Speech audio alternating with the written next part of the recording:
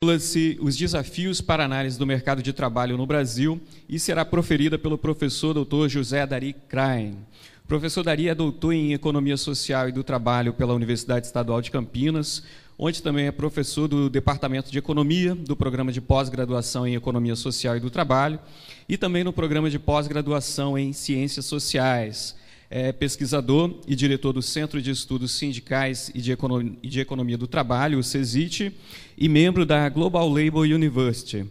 Foi membro da diretoria da Associação Latino-Americana de Estudos do Trabalho, a ALAST, e presidente da Associação Brasileira de Estudos do Trabalho, a ABET, onde ainda atua na Comissão de Apoio à Atual Gestão. O professor Dari tem uma vasta publicação sobre temas como relações de trabalho, sindicalismo, regulação do trabalho, formas flexíveis de contratação do trabalho, terceirização e emprego. É um dos maiores especialistas do tema no Brasil hoje. Convidamos então o professor Dari para ministrar a conferência Os Desafios para a Análise do Mercado de Trabalho no Brasil. Boa noite a todos e a todas.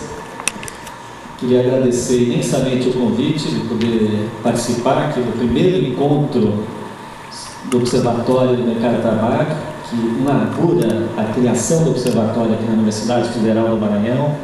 Quero dizer que aceitei também o convite, porque considero extremamente importante a Universidade desenvolver núcleos, estudos que possam subsidiar os atores sociais a desenvolverem as suas lutas e os gestores públicos também aprimorar as próprias políticas públicas. Então, gostaria de valorizar a iniciativa aqui realizada e dizer da minha satisfação de participar aqui do evento. Queria agradecer particularmente o professor Marcelo, o professor Tadeu, o Bruno, pelo convite efetuado, pela acolhida realizada nessa terra tão bonita. E o tema que eles me deram para desenvolver na noite de hoje é um tema extremamente amplo e complexo. Os desafios para o estudo sobre o mercado de trabalho no Brasil.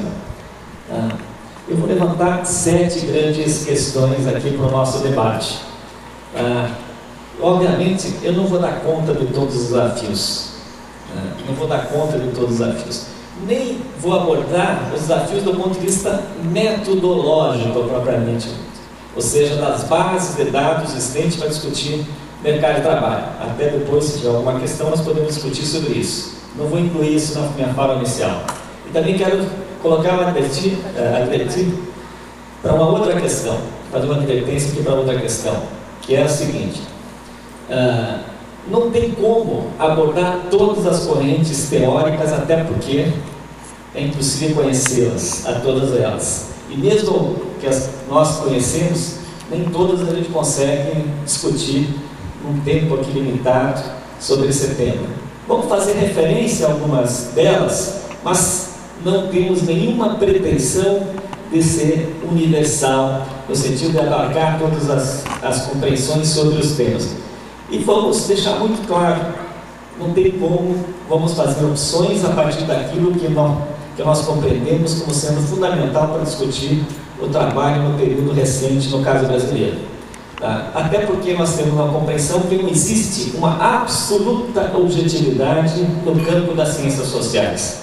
E a minha abordagem, obviamente, vai pesar um pouco mais para a economia, que é a área do conhecimento que eu estou vinculado no momento, buscando também dialogar com outras áreas de conhecimento, porque eu acho que a discussão do mercado de trabalho no Brasil exige uma abordagem multidisciplinar e aí uma complementaridade de estudos de diferentes áreas do conhecimento, sociologia, história, psicologia,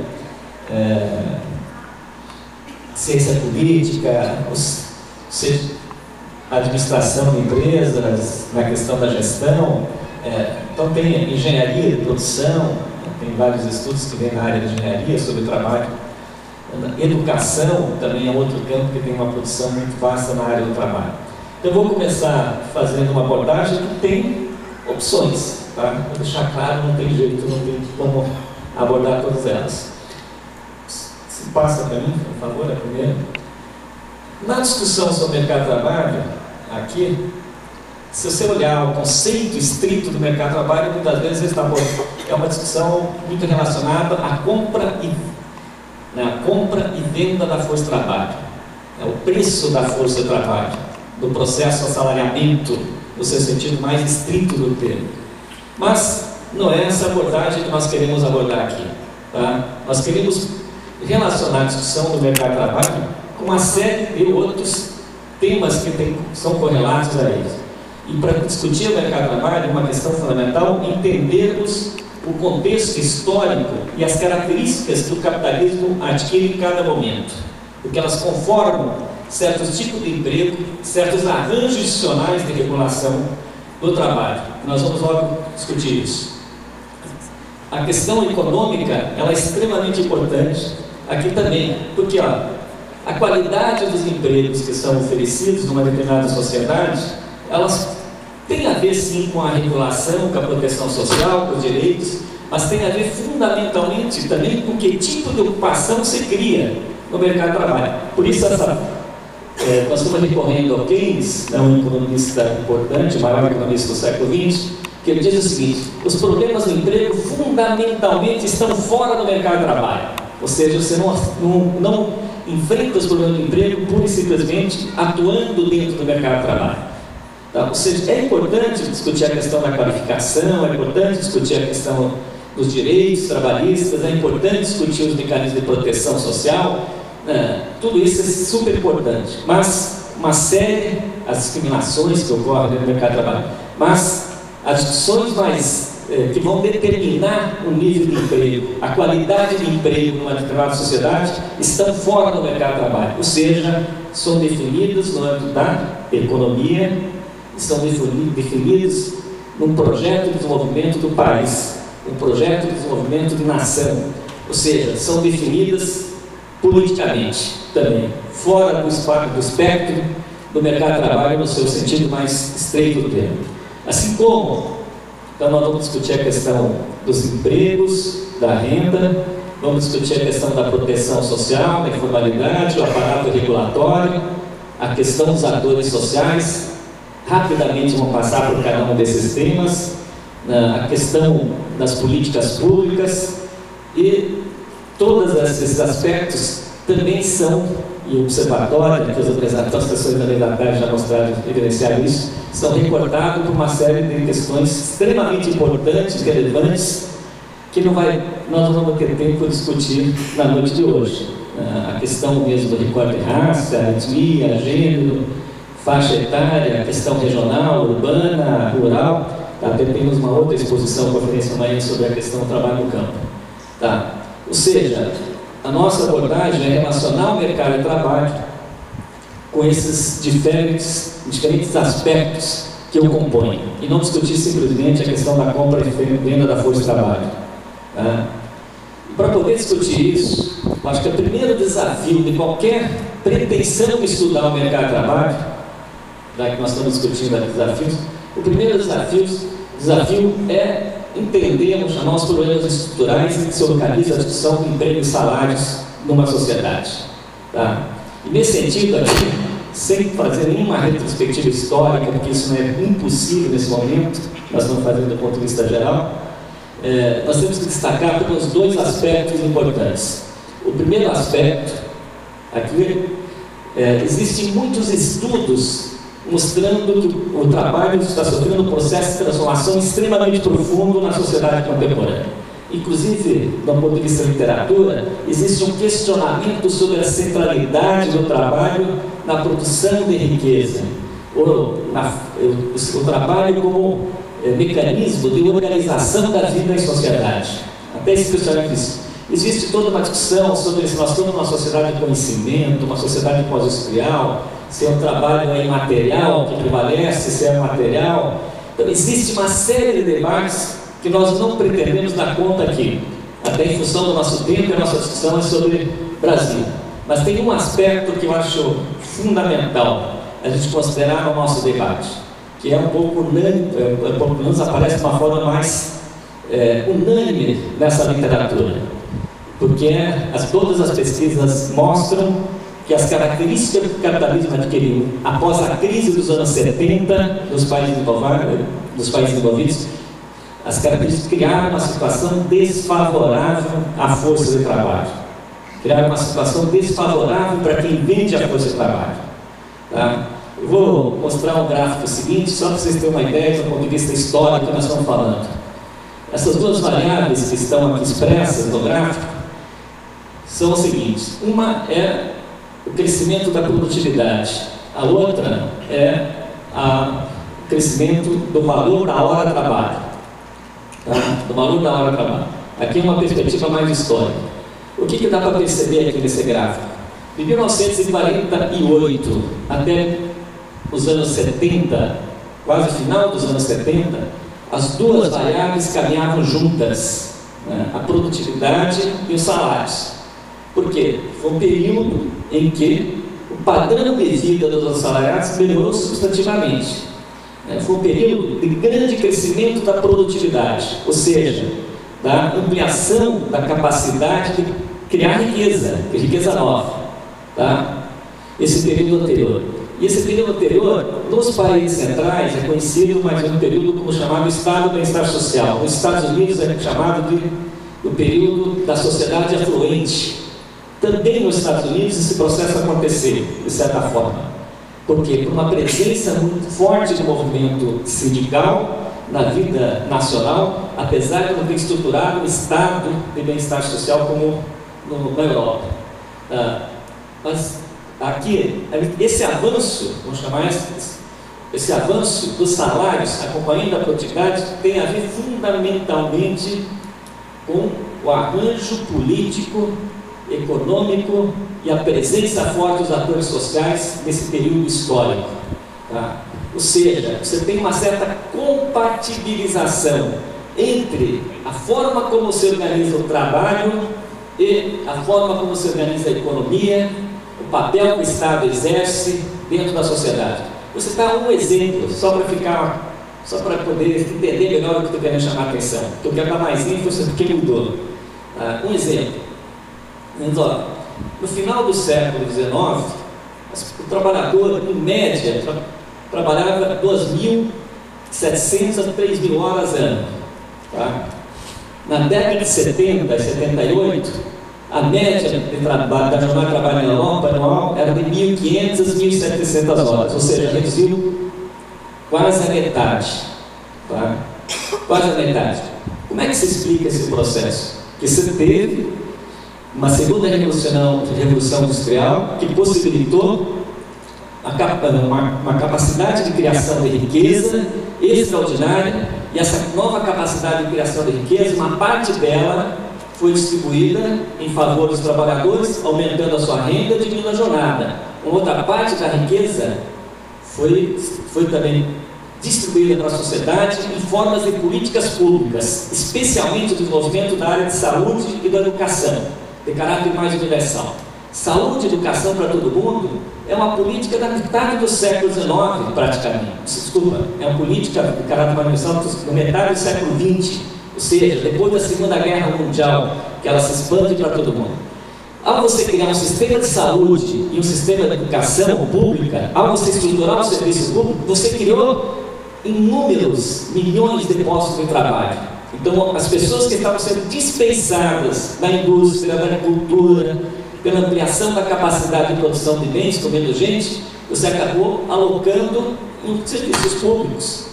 Tá? Então, com isso você resolveu não só melhorar a qualidade de vida, aumentar os salários, mas também você conseguiu estruturar as políticas públicas, e ao estruturar as políticas públicas você criou emprego e diminuiu fortemente o desemprego nesse período histórico. E boa parte das políticas de mercado de trabalho foram criadas exatamente nesse período, tá? Como o seguro-desemprego. Ou seja, então isso só foi possível dentro de uma organização econômica, chamado de keynesianismo, onde você tem uma certa previsibilidade sobre o desenvolvimento da economia, e essa previsibilidade organiza também a sociedade. Tá? Então, mas só citei isso como exemplo. Mas a questão que eu queria levantar fundamentalmente é que após o período dos anos 70, você tem uma mudança substantiva nesse sentido. Tem uma mudança substantiva. Aí tem muitos autores, eu queria citar, por exemplo, Streck, um livro chamado O Tempo Comprado, que eu acho que faz uma análise muito interessante sobre essa mudança a partir dos anos 70 no capitalismo. Qual a ordem capitalista que você vai criar? É uma ordem mais desregulamentada, de liberalização da economia, em que a dimensão financeira adquire uma importância ímpar no processo da acumulação da riqueza, o processo de produção de bens, inclusive boa parte dos serviços, passa a ser internacionalizado. Você elimina as fronteiras nacionais na organização dos negócios das empresas, ou seja, e dentro de toda uma lógica que permite a atenção, em que você ataca as instituições que são capazes de colocar regulações para o funcionamento da economia e do mercado de trabalho. Quais são as duas instituições atacadas? O Estado e os sindicatos, em nome de uma liberalização maior da economia, resgatando o princípio liberal de que você, deixando o mercado funcionar de uma forma mais livre, você daria dinamismo para a economia, e do ponto de vista utópico ao dar dinamismo, se criaria uma sociedade de maior bem-estar e, portanto, de progresso. Tá? Só que dentro dessa lógica, só vai usufruir a sociedade de bem-estar quem for competente, quem for empreendedor, ou seja, quem for capaz de se sobressair dentro do mercado bastante competitivo.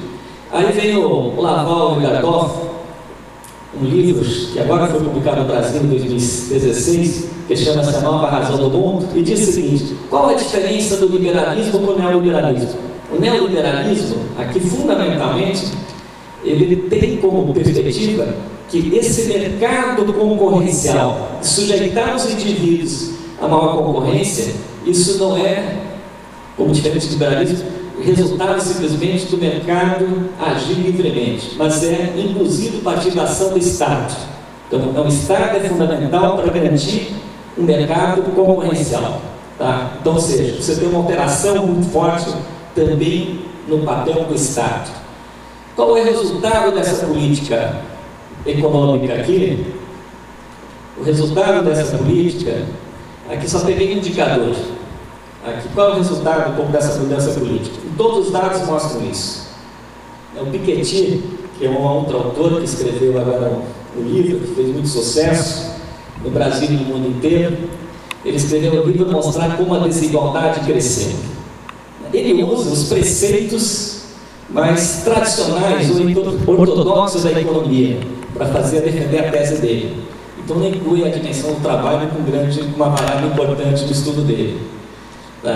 Mas, para nós aqui é o seguinte: obviamente você fragiliza os mecanismos de regulação, estimula os mecanismos de concorrência. Aqui você criou uma ordem econômica, social, em que o trabalhador que vende sua força de trabalho fica muito mais fragilizado, como mostra o Streck nesse livro chamado Tempo Comprado. Ou seja, se pegar todos os indicadores do mercado de trabalho, nós vamos perceber que esses indicadores pioraram no período recente para a grande maioria dos trabalhadores. Não é para todo mundo. Né? Quem conseguiu encontrar um emprego dentro do sistema financeiro, sendo especulador da Bolsa de Valores ou gerenciando fundos de investimento, obviamente que essa pessoa ganhou muito mais dinheiro do que ganhou no período anterior. Mas, então, uma das consequências que o Piketty e outros mostram é que a desigualdade de renda aumentou fortemente depois, exatamente, dos anos 70. Tá? Aqui, do ponto de vista não histórico, de 1913 até os anos 70, você tem uma progressiva queda na participação dos mais ricos, no caso dos Estados Unidos, na renda gerada na sociedade. A partir dos anos 80, dessa mudança, você tem de novo um processo de concentração de renda nos segmentos mais ricos da sociedade. Aqui o gráfico mostra o desempenho da renda, o azul, dos 1% mais ricos, incluindo seus ganhos de capital. E o vermelho é 1% da renda. Então, ou seja, você tem um processo de novo de concentração de renda brutal. Mas não é só um processo de concentração de renda. Você tem o que alguém me lembrou aqui, Ricardo Antunes, na palestra da Beth, chamou a atenção, você tem um processo de precarização forte do trabalho no mundo inteiro. Até países que conseguem se industrializar, indústria no passado era sinônimo de criação de um mercado de trabalho mais organizado, com melhores empregos, não que a indústria em si crie empregos, mas toda a estrutura econômica em torno da indústria gera uma série de ocupações correlatas, exige trabalhadores mais qualificados, até o processo da indústria, o seu deslocamento para a Ásia, foi feito precarizando o trabalho, ou seja, em países com condições de trabalho extremamente precárias, jornadas alongadas, sem proteção social, com salários extremamente baixos, Então, aqui você gerou um processo de precarização maior do trabalho, como um processo de deslocamento das unidades produtivas, buscando se alocar nos lugares que pudesse pagar menos salários, pagar menos direitos. Tem um caso famosíssimo, que é... E bastante interessante, e é paradigma, vamos chamar desse modelo. Até não queria ter entrado nisso, mas vamos lá. Que é o caso de 2013, Bangladesh. Teve um acidente de trabalho, um dos mais graves acidentes de trabalho na modernidade, onde um prédio, uma indústria de confecção, ruiu, matando 1.146 operárias, fundamentalmente. Aqui, o que chamou a atenção quando o fato começou a ser noticiado no mundo inteiro, que ao lado das fotos, as fotos mostravam que ao lado da destruição, da morte do prédio, da morte das pessoas, não só 1.146 operários morreram, mas muitas outras ficaram mutiladas. Ao lado da morte e da destruição apareciam as roupas de grife vendidas nos centros comerciais mais ricos do mundo. Ou seja, foi identificado que naquele prédio funcionavam 7 empresas especializadas fabricando roupas para todas as marcas mais conhecidas nossas. Zara, Benetton, todo CA, 26 marcas no mundo inteiro. E o que aconteceu? Por que aconteceu? Lá em Bangladesh tem mais de 5 milhões de trabalhadores na indústria de confecção. Por quê? Porque o salário mensal médio era de $30. Porque eram $30. Não tinha direito de férias. E depois que aconteceu o acidente, introduziram até mecanismos dizendo tem que ter alguma indenização quem sofre acidente. Só algumas empresas toparam pagar a indenização para os mutilados e para as famílias que perderam os seus entes, depois da intervenção do movimento sindical internacional, pressionando os países centrais dessas empresas a fazer algum tipo de acordo. Algumas delas até hoje ainda não aceitaram fazer nenhum mecanismo de indenização, como por exemplo a Benetton. Até hoje ainda não aceitaram. Mas é uma expressão, uma produção internacionalizada, pagando baixos salários, aproveitando do país que não tem tradição de organização sindical, que não tem leis de proteção social. Então você estabelece que o Carlos Medeiros, que é economista federal do Rio de Janeiro, chama uma concorrência em dois patamares. Uma, na produção direta de bens pagando extremamente baixos salários, e outra produção e outra forma da concorrência é pela marca do produto. Então, iPad da Apple, ela custa R$12 o seu custo de produção, que fica na China com a Foxconn. Mas nas lojas ela custa pelo menos $12, desculpa. Nas lojas vai custar $500, em média. Quem fica com esse outro são empresas que têm a marca, que eu regesto, tem a marca do produto. Então você tem uma situação extremamente desigual. Ou seja, nós não estamos imunes, no caso brasileiro, a esse processo. A partir do momento que nos anos 90 nós nos inserimos nessa lógica de globalização, essas características de produção de bens com a reestruturação produtiva, tem muitos estudos sociológicos exatamente que discutem todo o processo de organização da reestruturação produtiva, ela entra aqui no mercado brasileiro a partir dos anos 90. Ou seja, nós somos inseridos nessa lógica e nós somos afetados por essas características desse capitalismo contemporâneo. E no caso brasileiro, nós vamos inserir num contexto muito particular. Ou seja, na nossa especificidade brasileira, nós não conseguimos atingir o patamar de estruturação do mercado de trabalho dos países centrais. Nós não conseguimos atingir esse mesmo patamar. Nós não tivemos Estado, bem-estar social, nós nunca tivemos pleno emprego, nunca tivemos todas as pessoas inseridas na proteção social mínima, por exemplo, com garantia da aposentadoria, da seguridade social. Não conseguimos construir isso. Até entre os anos 30 e 80, tínhamos um processo crescente de assalariamento, de inclusão das pessoas no nosso mercado de trabalho. Mas a partir dos anos 80, esse processo se estagnou. Nos anos 90, foram anos do ponto de vista de trabalho extremamente danosos, no caso brasileiro.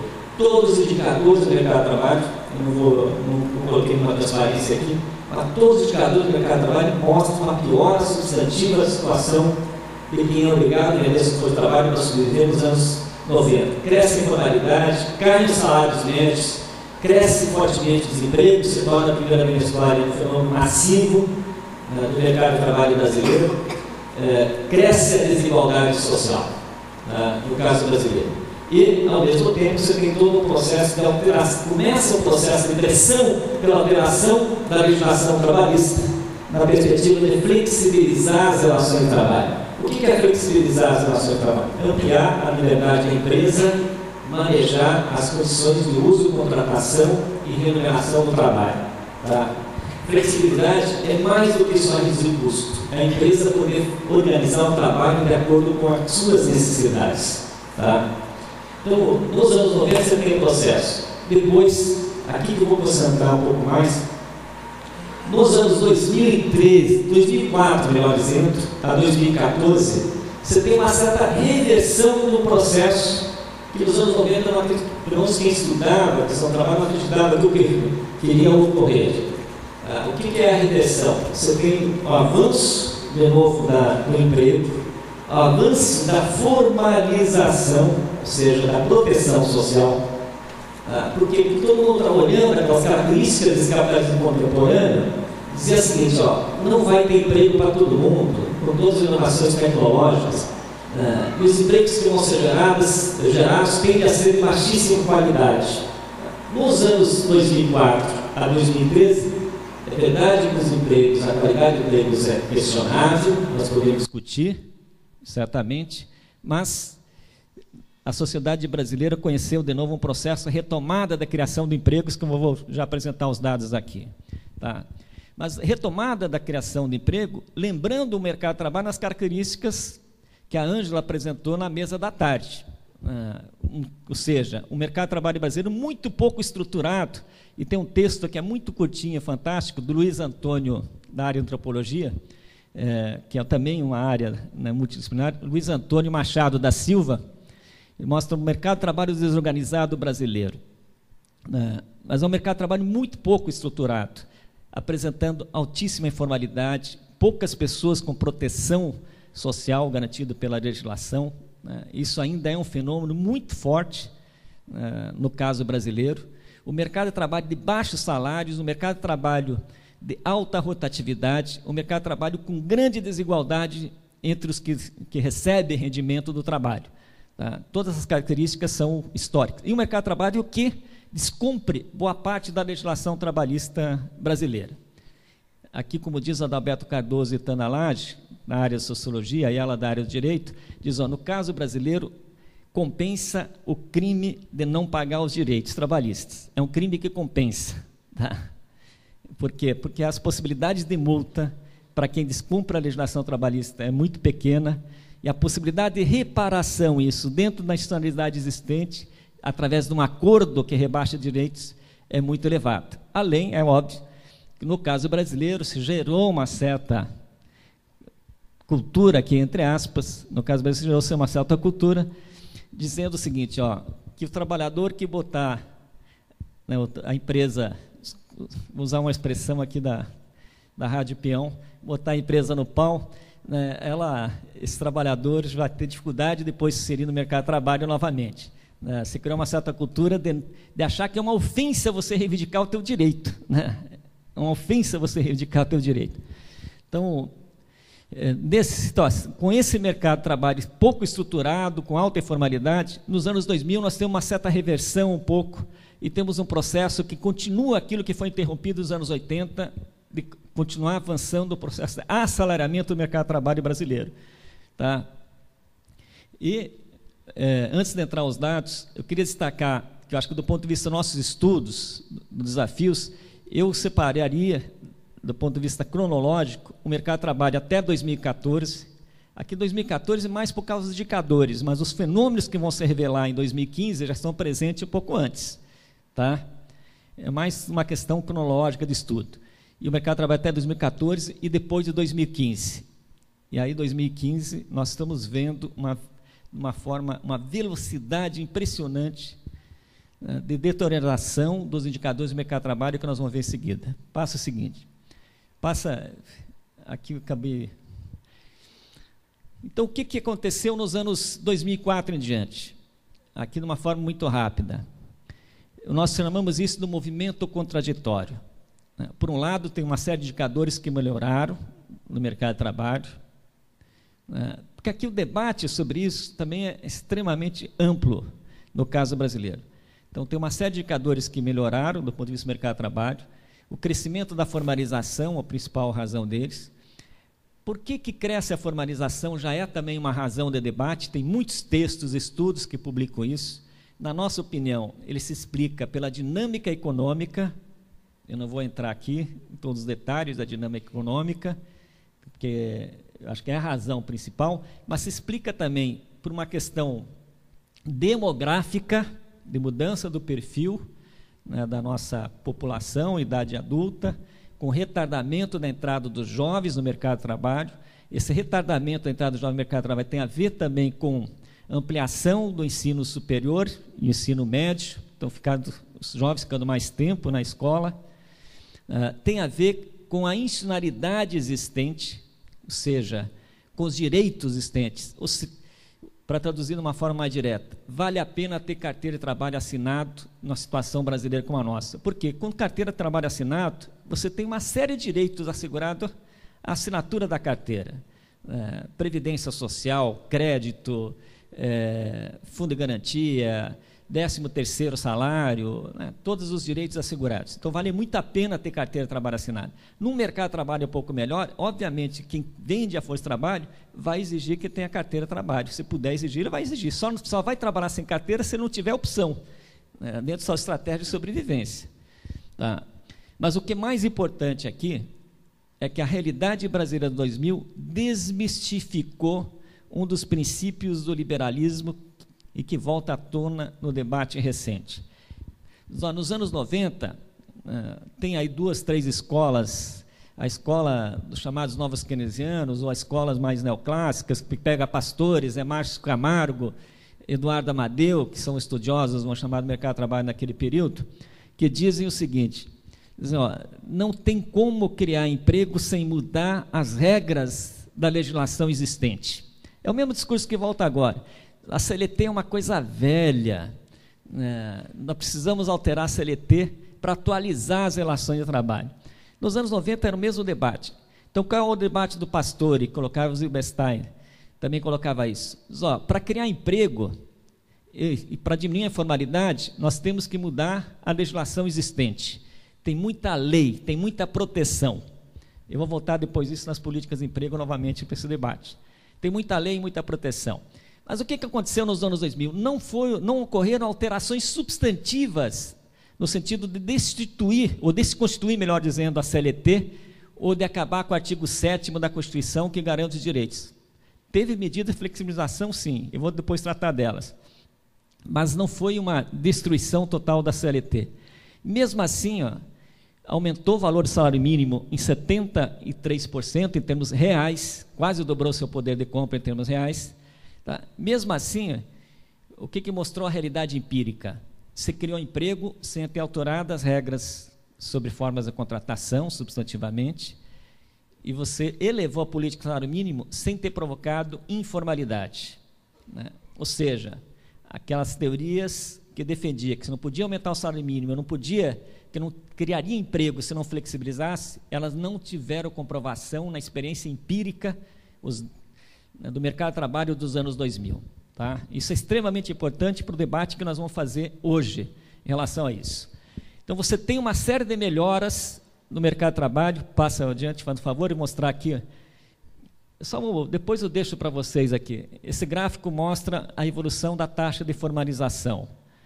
E ela é fundamentalmente dada por duas razões. O crescimento do trabalho com carteira assinada, e aqui também a gente considera formal, o MEI, né, o microempreendedor individual, que tem as suas contradições, que é eivado também de fraude muito forte, né, mas ele também ajudou a incluir mais gente no sistema de proteção social brasileiro, na Seguridade Social, que é o critério. Tá. Passa o seguinte, o desemprego caiu fortemente, aqui a base PME, né, do IBGE. Em 2014, nós chegamos ao nosso índice mais baixo, 13, 14, foi de 4,3%, ou seja, o desemprego caiu fortemente nesse período. 4,3% é um desemprego forte. O desemprego tem a ver com a questão econômica, tem a ver com uma questão demográfica, também tem a ver com redução de jornada de trabalho que aconteceu nesse período, do ponto de vista real, não formal. Tá? E os rendimentos do trabalho também aqui, o crescimento em termos reais foram muito mais forte aqui o que é? O percentual de 25% que ganham menos, tá? Na primeira coluna. Então, dos 25% que ganham menos, os salários em termos reais cresceu 79%. Os 50% que ganham menos, cresceu 64%. Os 75% que ganham menos, subiu 40,7%. Ou seja, os rendimentos dos que estão na base da pirâmide social cresceu muito mais do que das outras faixas de remuneração nesse período, que tem muito a ver com a política de salário mínimo. Mesma coisa, o índice de Gini, que é um indicador, entre vários outros, que mede a desigualdade de rendimentos e salários, ele melhorou. Né? 2003 era 0,547, ou seja, quanto mais próximo de 1, pior o indicador. Quanto mais próximo de 0, melhor o indicador. Então, ele caiu para 0,496, ou seja, melhorou também a distribuição de do rendimento entre os que trabalham, que têm renda do trabalho. É isso que é o indicador. Aqui não está incluindo patrimônio, não está incluindo acesso a serviços públicos, não está incluindo outras formas de mobilidade social ou de poder simbólico que os indivíduos têm numa sociedade. Tá? Simplesmente rendimento do trabalho. Então, você tem... Por que é contraditório esse movimento? Você tem uma série de indicadores. Porque é contraditório porque tem uma série de aspectos que eu vou discutir logo em seguida que pioraram. No mesmo período, ao mesmo tempo que esses indicadores mostraram uma melhora substantiva, mas teve outros aspectos que continuaram piorando. Onde que aconteceu maiores problemas no mercado de trabalho nesse período? Aqui de uma forma muito sintética. Cresceu imensamente a terceirização, e todos os estudos mostram que terceirização é sinônimo de uma qualidade de trabalho pior do que contratado diretamente. Cresceu a flexibilização da jornada, as pessoas estão mais sujeitas a trabalhar de acordo com as necessidades da empresa, a remuneração se tornou mais variável, então, portanto, muito vinculado à dinâmica das empresas, que as empresas sempre quiseram fazer isso. Tá? E a rotatividade, ela que é pró-cíclica no Brasil, continuou também crescendo. Tá? Continuou crescendo. Ou seja, nós tivemos umas melhoras, mas o processo de flexibilização, que é uma característica desse capitalismo contemporâneo, também continua avançando nesse mesmo período histórico nosso. Tá? Tem esses dois movimentos contraditórios. Mas esse movimento até que foi bom, mas acabou. Tá? Em 2015, os dados do mercado de trabalho já mostram uma diferenciação muito grande. Olha esse gráfico aqui, é muito interessante. Aqui, ó, olha dois indicadores que são muito sensíveis para a população. Tá? A inflação, que é o amarelinho, meio esverdeado, e o desemprego, que é o azul. Tá? O que nós percebemos aqui? O desemprego cai até 2014, como eu tenho mostrado no outro gráfico, e depois explode a partir de 2015. A inflação, mesma coisa, tá? Explode. O que aconteceu aqui em 2015 para ter essa reversão tão rápida nos indicadores do mercado de trabalho? Aqui vou entrar um pouquinho de economia. Eu poupei vocês aqui de fazer uma discussão mais econômica, mas aqui vou entrar um pouquinho em economia. Desculpa, aqui só. aqui, por que aconteceu essa reversão? Porque 2014 tem uma mudança na política econômica. Eu não estou analisando aqui, já há um processo de queda do crescimento econômico, que vem desde 2011, que em 2010 nós tivemos um crescimento de 7,6%, que foi um crescimento muito substantivo, que recuperou o ano 2009, que nós crescemos muito pouco. Tá? Então, há uma queda progressiva da taxa de crescimento econômico até chegar a 2014, há uma estagnação já da economia pelos indicadores colocados. Tá? Por que há esse processo de estagnação? Que no primeiro momento não refletiu no mercado de trabalho. Porque houve um esgotamento do mundo de consumos, ou seja, o que alavancou a economia brasileira no período anterior? O Brasil aproveitou que os seus preços internacionais, né, dos commodities, do minério que passa por aqui pela ferrovia e é embarcado no porto aqui, né, em São Luís, de ferro e todos os outros produtos aumentaram muito. O Brasil aproveitou disso, diferentemente de outros países da América Latina, para possibilitar um crescimento com inclusão social. Então, fez política de distribuição de renda, fez inclusão das pessoas no mercado de consumo, via salário mínimo, via crédito, via transferência de renda, fundamentalmente. Transferência de renda não é Bolsa Família. Bolsa Família também, mas pesa muito pouco. O que pesa na transferência de renda é previdência social e salário mínimo para quem é atendido por benefício de prestação continuada. Né? São 5 milhões de pessoas que são atendidas por esse benefício. Tá? Então, você tem o esgotamento desse ciclo, desse mundo de consumo, até baseado também no crédito. Por que tem esgotamento? Porque as pessoas não trocam geladeira, carro, máquina de lavar roupa todo ano. Compram tem um certo período. Então, tanto que na economia não é sustentável o crescimento baseado no consumo, pura e simplesmente. Tá? A variável fundamental na economia é o investimento.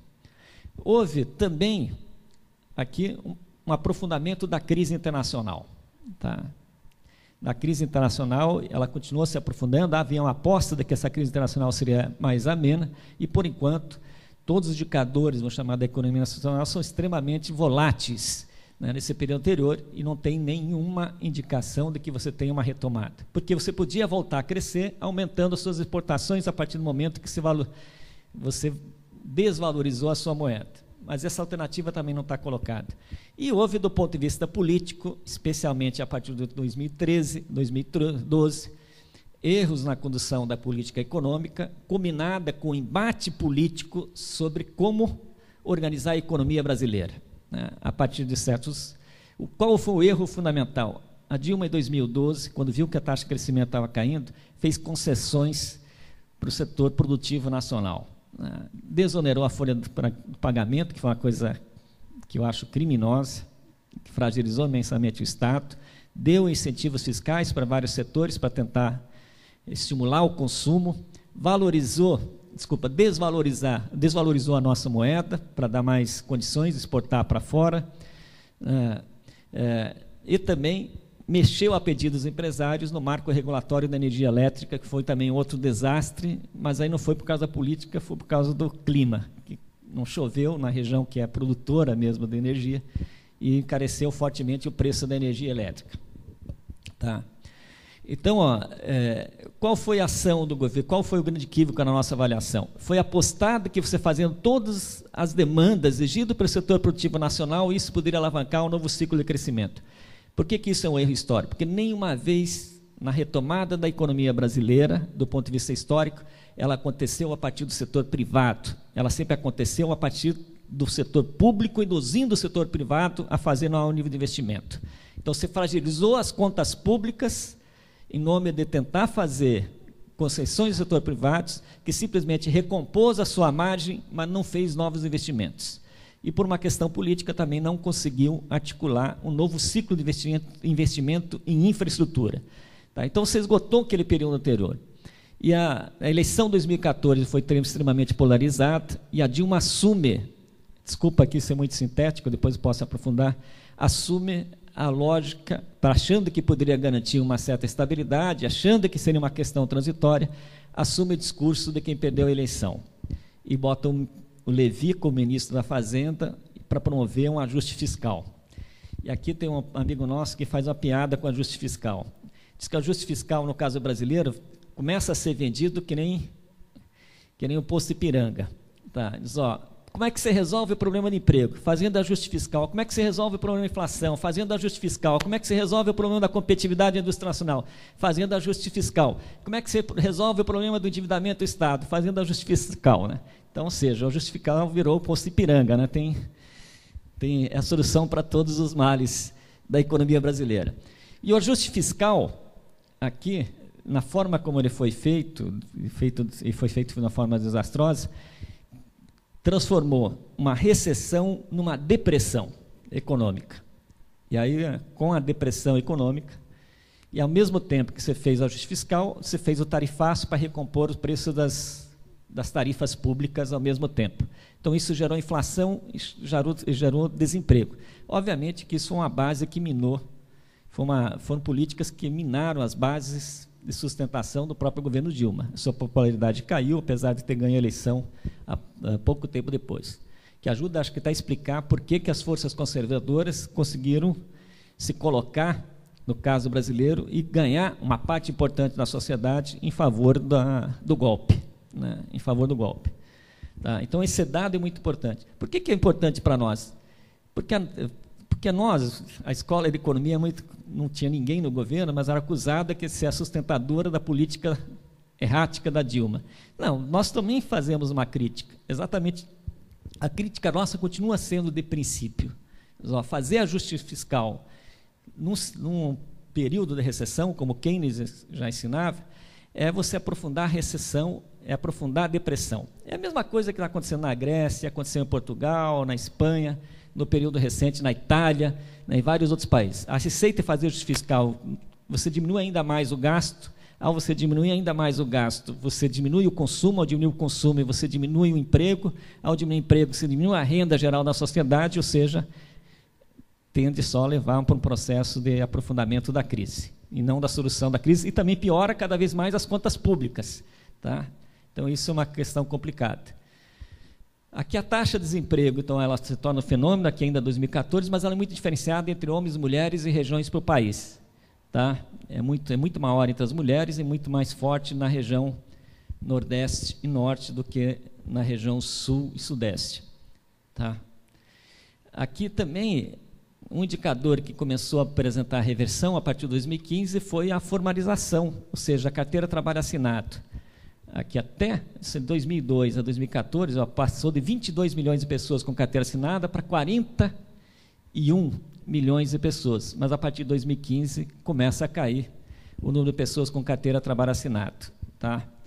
Então, o que impressiona, passa o seguinte, aqui também, ó, novembro de 2015 em relação a novembro de 2014, a massa total de rendimentos do trabalho caiu 11%. Tá? Então, ou seja, o que impressiona na crise atual é a velocidade como há uma reversão daqueles indicadores econômicos do período anterior. Né? É uma velocidade muito impressionante. E essa velocidade aqui mostra que é possível em 2, 3 anos você voltar a uma condição que você demorou 10 anos para construir. Né? Uma condição melhor para construir.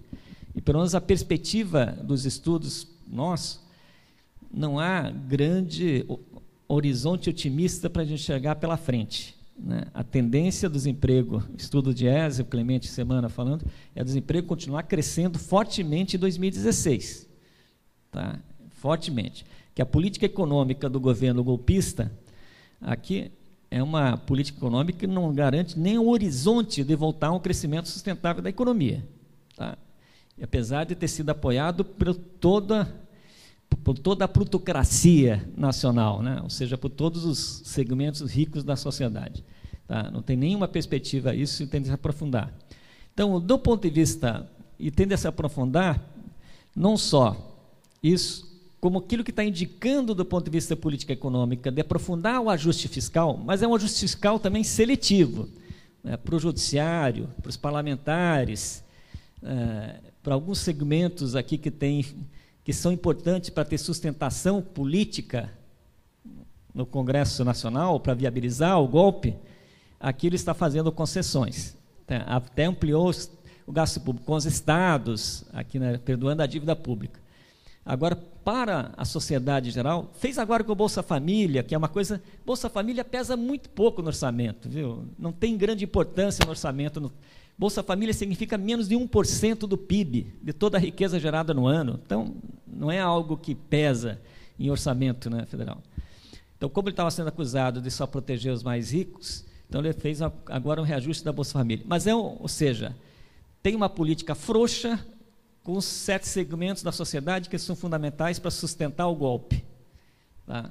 Mas, para a sociedade um todo, indica uma situação extremamente draconiana. Bota o seguinte, isso, extremamente draconiana. E aqui, uma das situações mais draconianas que eu acho que vai levar a estudar, e é uma fonte de preocupação imensa para todos nós, que está expresso, inclusive, no documento Uma Ponte para o Futuro, o que alguns chamam uma pinguela para o passado, ou até alguns mais radicais chamam uma ponte para o inferno, mas coloca o seguinte, é uma redefinição de todo o orçamento. Isso eu quero chamar a atenção porque ela é extremamente draconiana. Eles conseguiram passar a tese de que 30% de todo o orçamento está desvinculado e pode ser gasto para pagamento da dívida pública. A dívida pública brasileira, mesmo a dívida bruta, em termos internacionais, não é elevada. Por exemplo, a nossa dívida bruta é 69% do PIB. A dívida bruta dos Estados Unidos é 106% do PIB. Do Japão é 240 e poucos por cento do PIB. Mas aqui dizem que a nossa dívida pública é muito alta. Uma dívida pública elevada, bruta, mas, por outro lado, nós temos reservas internacionais que nunca tivemos na nossa história. Temos mais de 370 bilhões de dólares em reservas internacionais. Então, é um discurso meio estranho. É a primeira vez que o país cai numa recessão tendo um volume tão forte de reservas internacionais como nós temos hoje. Tá? Mesmo a dívida pública, que estou relativizando, não ser tão elevada, no caso nosso, mas está se propondo um ajuste fiscal, que eu estou falando do Poço Ipiranga, extremamente draconiano para as políticas sociais, para as universidades, para a Constituição de 88. Então, se propôs duas coisas. 30% de todo orçamento vai estar desvinculado de qualquer despesa, reservado para pagar a dívida, e a outra coisa, que nos próximos 20 anos não terá aumento real o gasto em saúde, educação, e além disso se propõe a reforma da Previdência. Você, durante 20 anos, dizendo que você não vai aumentar a saúde e a educação, aqui isso vamos chamar, é algo que significa uma desconstrução daquilo que resta da Constituição Cidadã de 88. Tá? Isso vai ser congelado a partir de 2017. O cálculo que os economistas estão fazendo, por exemplo, a saúde. Hoje, o compromisso é gastar de 15% da arrecadação em saúde, né, do governo federal. Mas em 2017, dada a fórmula, você vai gastar só 13%. Você vai chegar daqui a uns anos que você vai gastar 6, 7% em saúde. E nós sabemos que os custos da saúde são progressivos. Até pela saúde, os avanços da tecnologia e as possibilidades de cura significa investimento permanentes e gastos maiores para atender a população. Então, ou seja, você está minando o SUS. Nós aqui das universidades também temos que ficar preocupados, eu acho. Imagina toda a expansão que for feita nos últimos anos nas universidades públicas e agora você não vai ter recursos adicionais para sustentar essa expansão. Você congelou os recursos.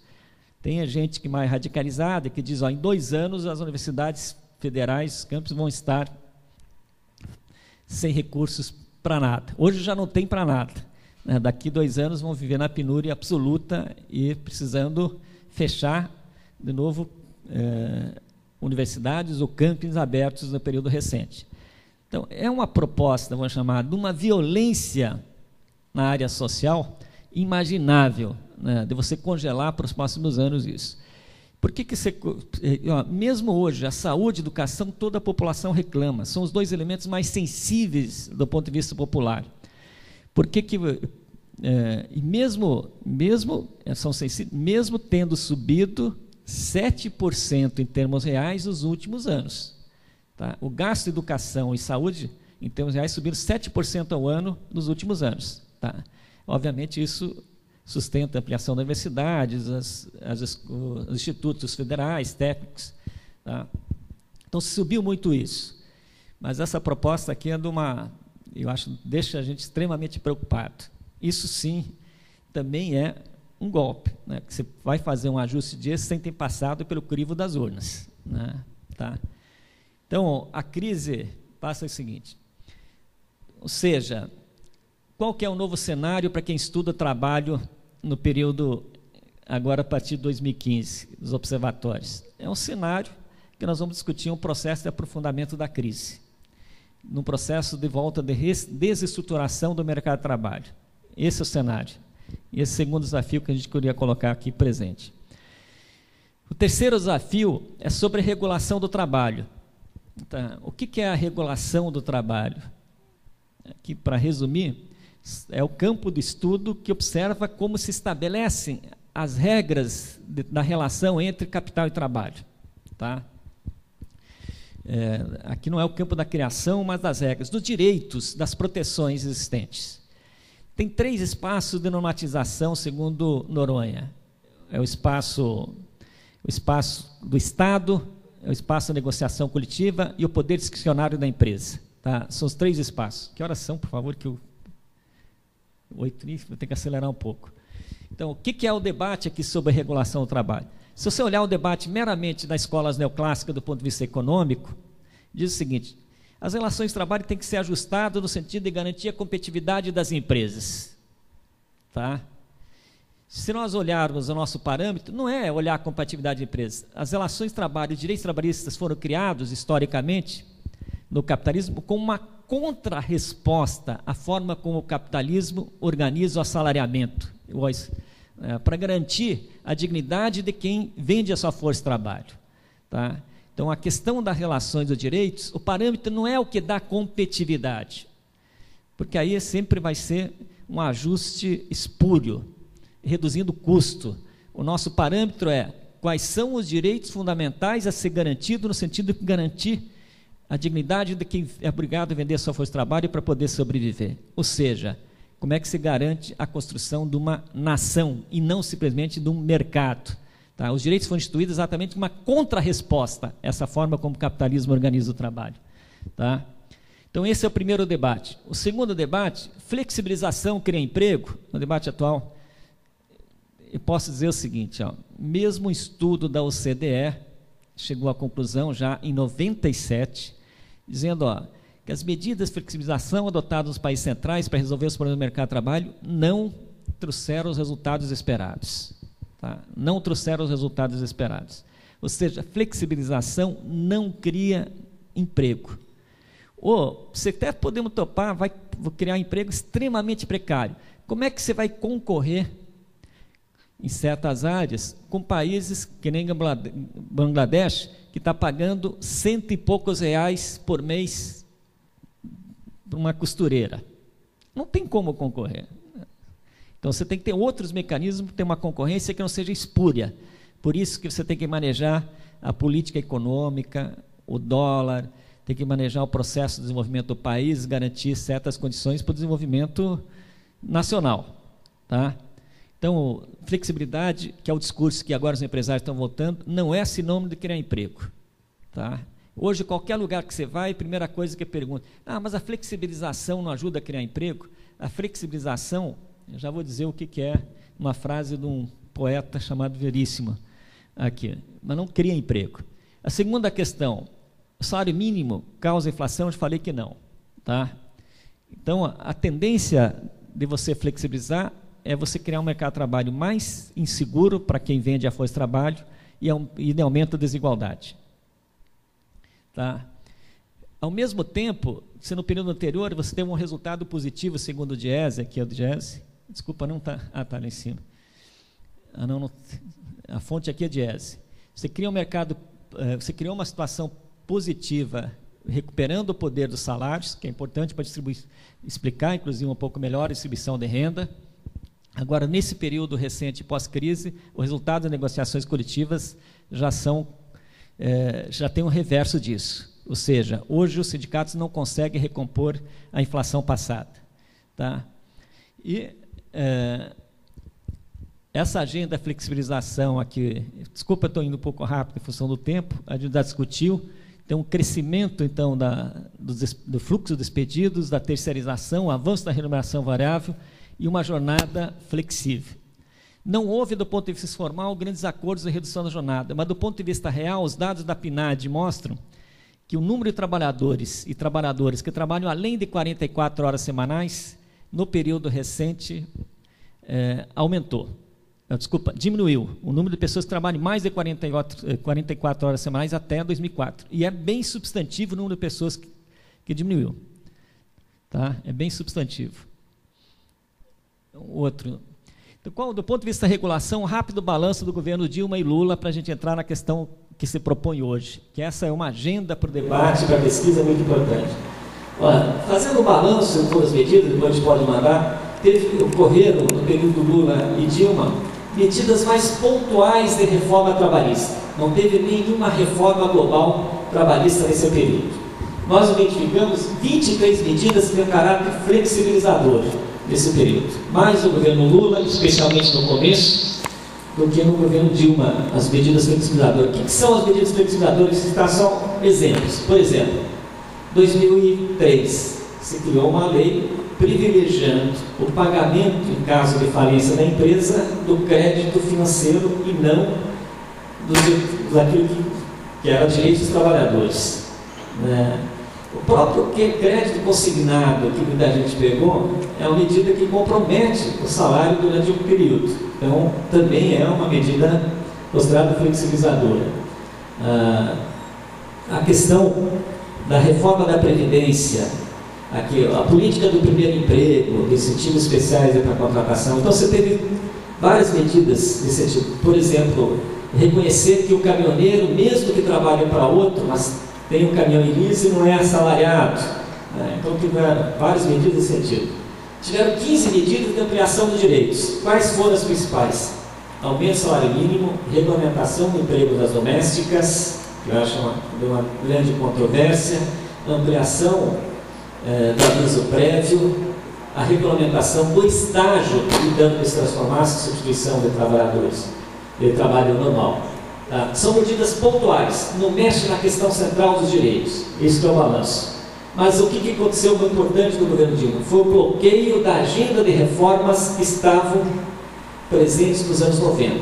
Principalmente dois aspectos que, em função do tempo, eu vou centralizar um pouco a minha fala.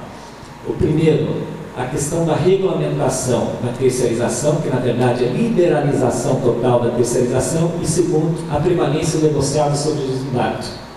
Tá? São as duas medidas fundamentais. E essas duas medidas não é sem razão que elas voltam na agenda agora recentemente. Tá? E voltam no momento de crise. No momento de crise sempre é o momento de apresentação de novas propostas de reforma flexibilizadora. Tá? Vai, passa para isso. Quais são as principais medidas adotadas aqui? Só exemplo aqui. Segundo o DIAP, tem 55 medidas que ameaçam os direitos dos trabalhadores, que é um outro campo de estudo muito forte na área de direito, da economia, da sociologia, aqui.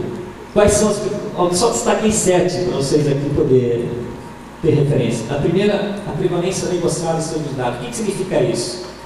São propostas de entidades empresariais, fundamentalmente, que o governo incorporou no documento, o Temer incorporou essa agenda.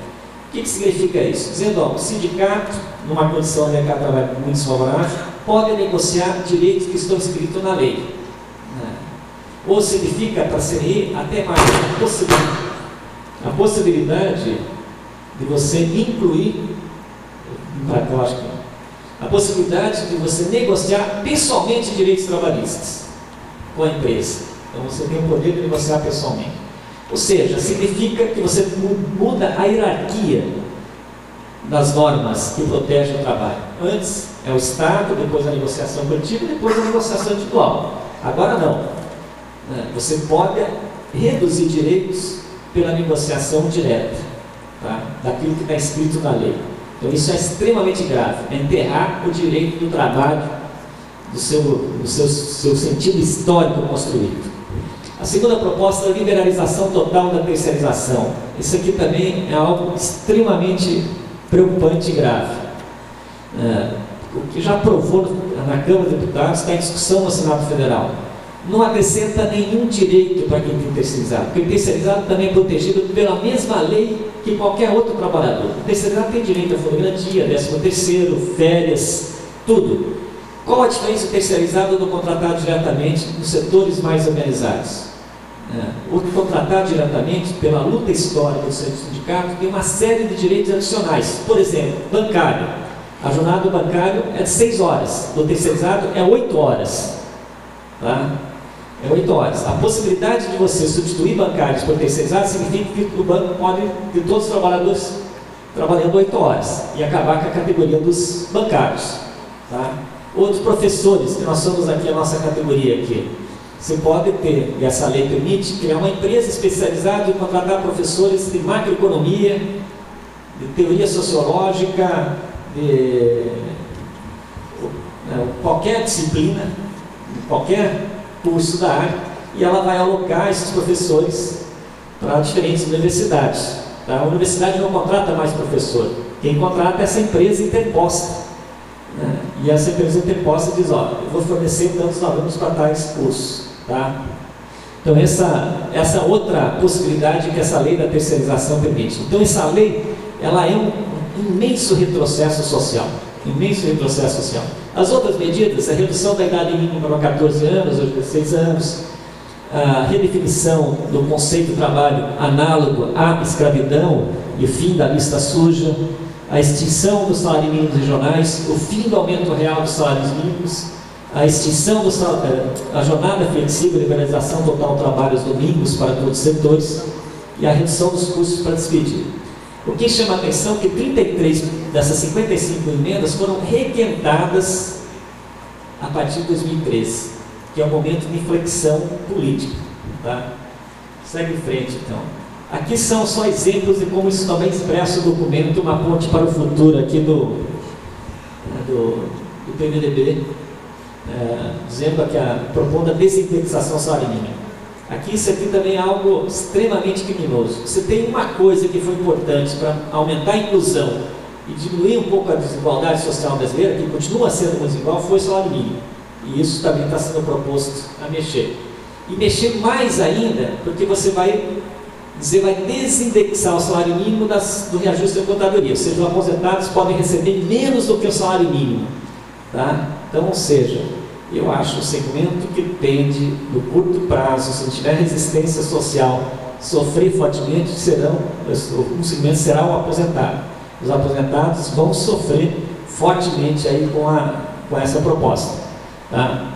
Além de aumentar a idade mínima. Esse aqui fala da aposentadoria. Parece simples a solução do ponto de vista puramente técnico. Desculpa aqui, viu? É preciso ampliar a idade mínima para a aposentadoria, de sorte que as pessoas passem mais tempo em suas vidas trabalhando e contribuindo e menos tempo aposentados. Aqui é explícito o documento, que é algo do ponto de vista assim, absolutamente antissocial. Por que é antissocial? Que nem eu estava falando no passado aqui, você teve ganhos de produtividade imenso com as novas tecnologias hoje. Você tem uma capacidade de produção de bens utilizando muito menos gente, de oferecer serviços utilizando muito menos gente. Se você quisesse construir uma sociedade um pouco mais justa, você poderia reverter isso, permitindo que as pessoas trabalhassem menos durante a sua vida.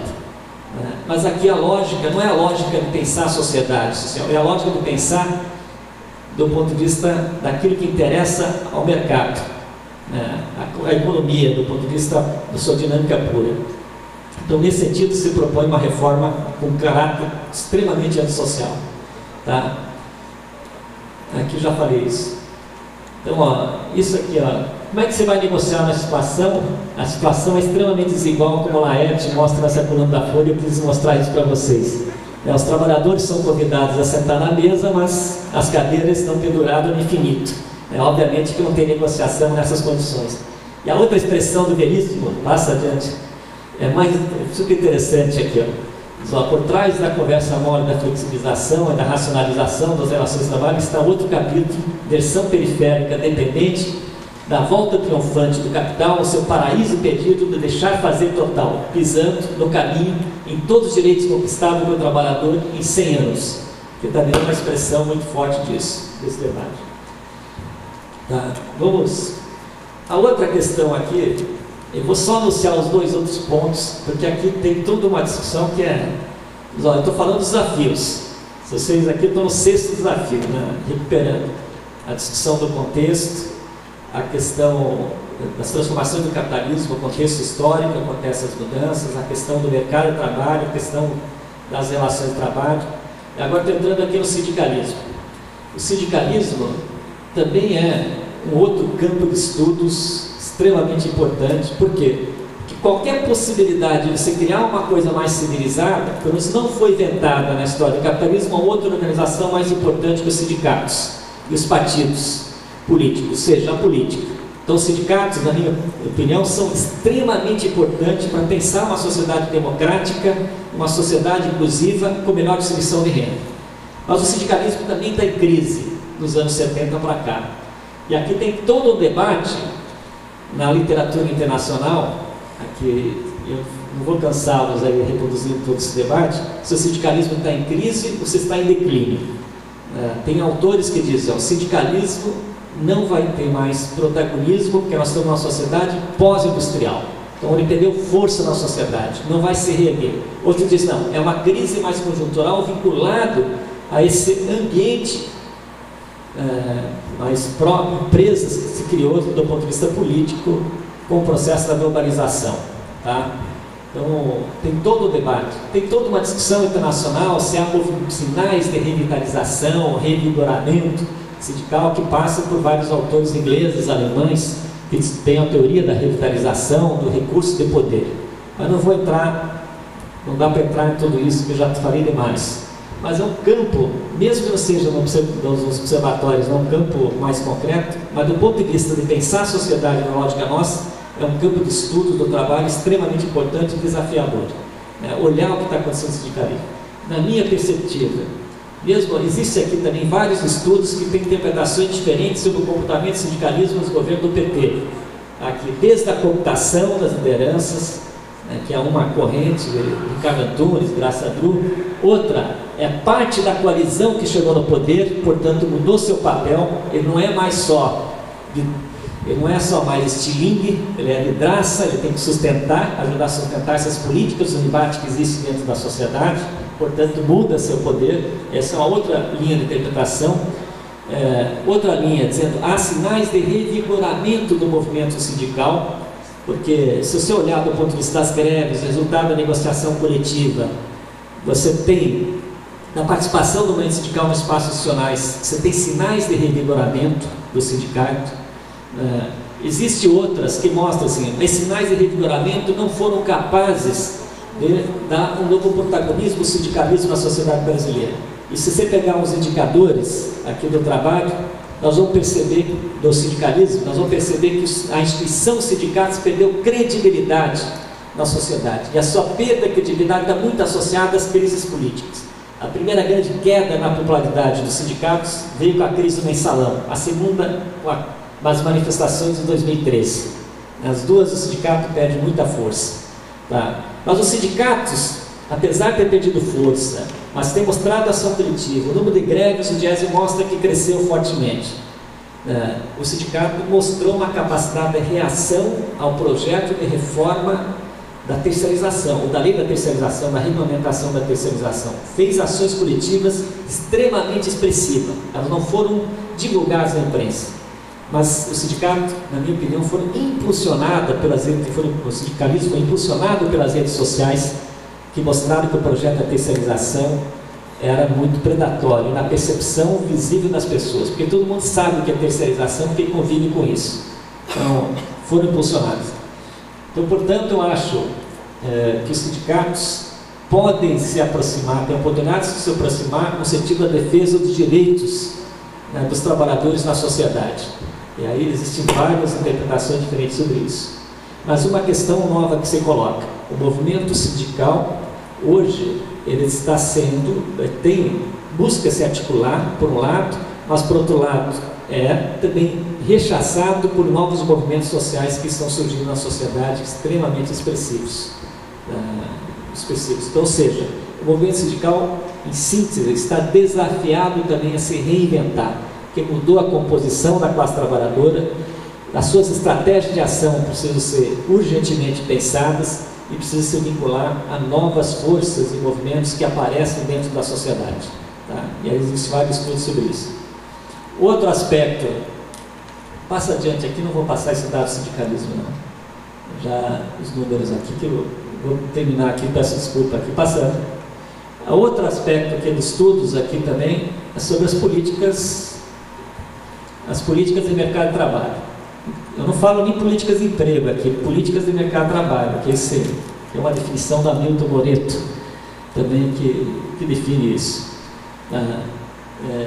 O que são essas políticas? Elas estão muito articuladas com a questão do seguro-desemprego, intermediação, qualificação, e novamente qual é a questão que você coloca no debate? Existe muita proteção social e elas tendem a criar estímulos para o não trabalho, que é o seguro-desemprego, o fundo de garantia, as transferências de renda, tá? Ou que as políticas sociais de proteção também não cabem dentro do orçamento do Estado brasileiro, são as questões que se colocam no debate político nacional. Tá? E aí as propostas elas vão ser diferenciadas conforme cada segmento social. O setor empresarial vai dar muita ênfase para a questão da empregabilidade, para a questão do empreendedorismo. Tá? A questão da qualificação e educação apareceu aqui, eu acho extremamente importante como direito de cidadania. Nós não podemos pensar uma educação só para o mercado de trabalho. Então, pensar um processo de qualificação, inclusive qualificação profissional, como direito de cidadania. E o direito de cidadania, porque ela é uma forma dos indivíduos poderem ter uma inserção melhor dentro da sociedade. Tá? E toda a discussão é uma discussão fiscalista, ou seja, como reduzir os custos com as políticas públicas. E nesse sentido, mesmo no governo Dilma, foram feitas duas medidas que eu achei bastante prejudiciais para a classe trabalhadora. A primeira medida foi alterar os critérios para acesso ao seguro-desemprego, dificultando esse acesso, e a segunda, que eu acho mais draconiana, é também colocando novos critérios para diminuir o gasto com abono salarial. Abono salarial é dinheiro direto no mercado de consumo, ou seja, é para os setores mais pobres. Kalecki, que é um pensador econômico, sempre falava, o trabalhador ele gasta tudo que ele ganha. Então, ou seja, dá um salário mínimo para quem ganha até 2 salários mínimos, é dinheiro direto do mercado de consumo.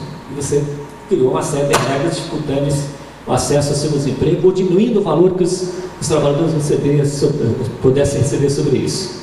E tem toda uma outra discussão sobre economia solidária, que eu acho que é uma outra alternativa. Eu acho a economia solidária algo inovador, importante, mas não vejo isso como uma alternativa para você criar uma dinâmica econômica simplesmente a partir da economia solidária. É uma forma de organização social, de novos movimentos sociais, que se criou nesse período recente, que vão alterar relações de poder, vão experimentar novas relações de trabalho entre as pessoas e, portanto, vejo ela com muita importância.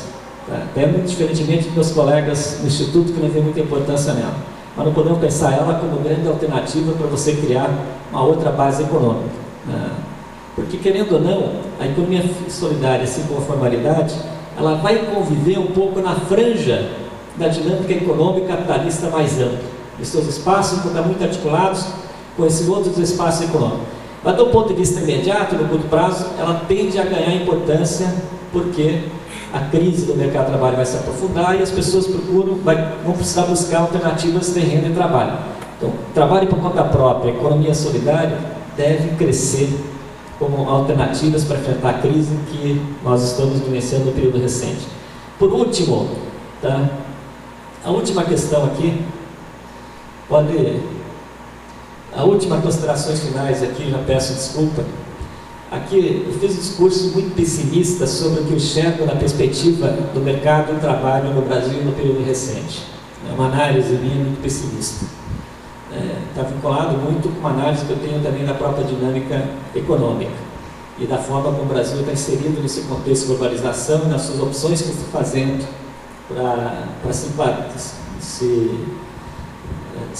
engajar, vou chamar, nessa economia mais internacional e globalizada. As opções recentes mostram, essas opções são preocupantes. Então eu vejo uma perspectiva no curto prazo muito complicada, né, para a sociedade brasileira e para a gente que estuda o trabalho. Mas também vejo que nós vivemos uma crise mais profunda, que não é uma crise só econômica, uma crise política só. A crise econômica e política são reais, mas o nível de inconformismo das pessoas com a forma de organização social é mais profunda, na minha opinião, e não é só brasileira, é internacional. É internacional. Por que eu acho que vivemos uma crise civilizacional um pouco mais? Porque, por um lado, a emergência de organizações fascistas, baseadas na xenofobia, também só tem expressão na sociedade em momentos de crise mais profundas.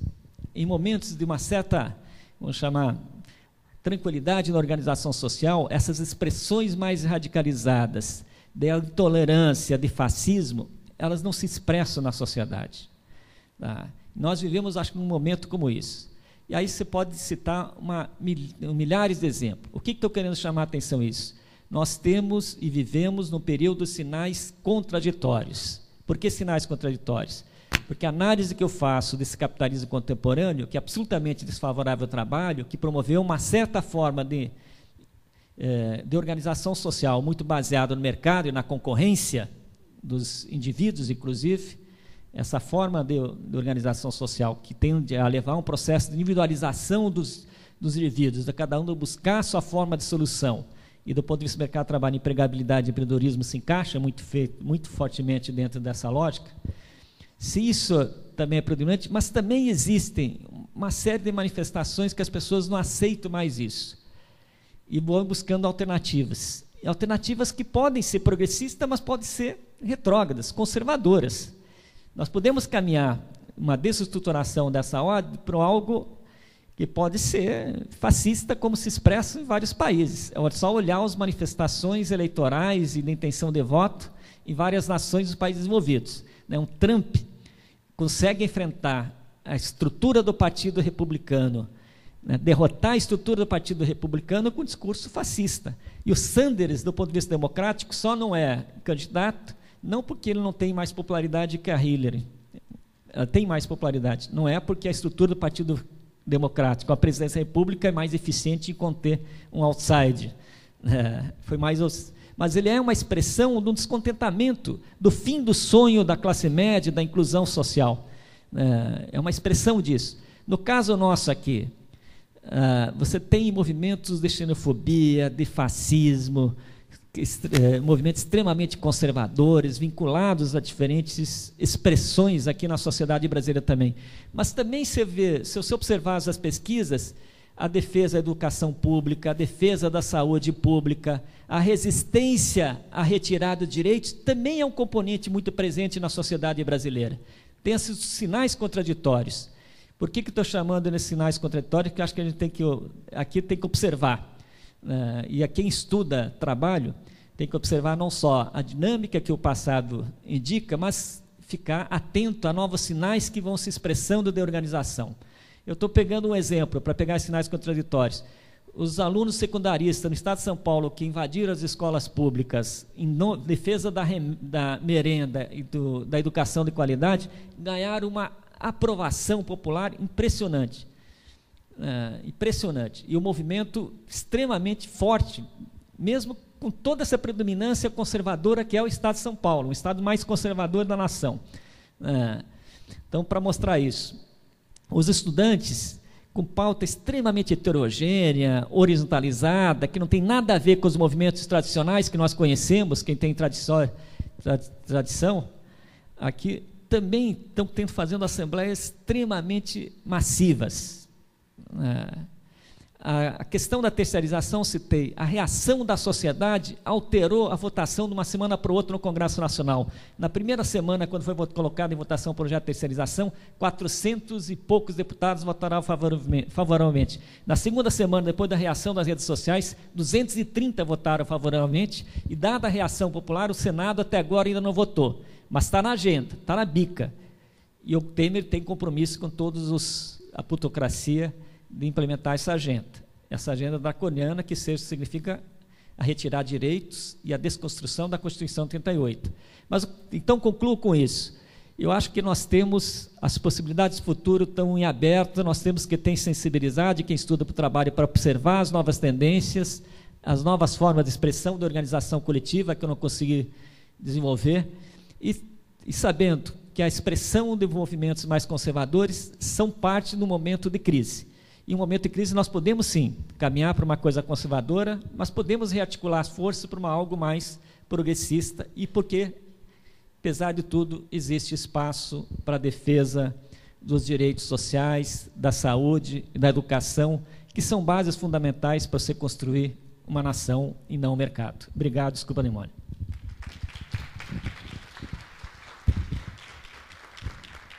Em nome de toda a comissão organizadora, agradeço ao professor Dari por compartilhar conosco a sua análise, né, sobre o mercado de trabalho.